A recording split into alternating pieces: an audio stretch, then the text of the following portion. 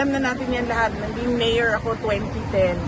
Meron ng issue ng flood control, corruption. And mas worse lang sa atin ngayon.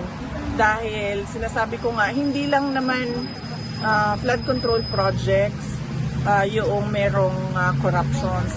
As early as 2024,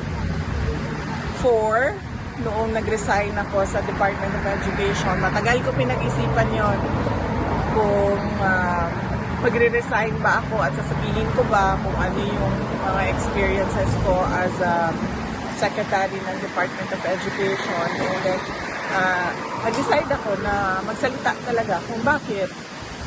Sinabi ko nga, in-attach yung pinaghati-hatian ng members of the House of Representatives ang SBP, School Building Program budget ng Department of Education. At hindi lang yun, in-attach pa nila yung listahan doon sa House version ng GAB.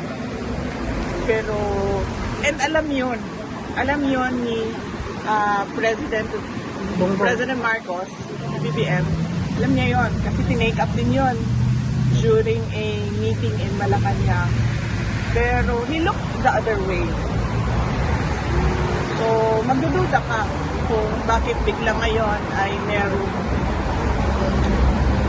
merong silang palabas na malaking investigation ng flood control projects. Ibig sabihin, meron na naman siguro silang niluluto behind the scenes na syempre hindi natin nakikita dahil lahat tayo nakatutok doon sa flood control corruption. Kung seryoso lang talaga ang presidente, tapos na yan, isang araw lang, matuturo niya lahat ng may kagagawan ng corruption sa budget.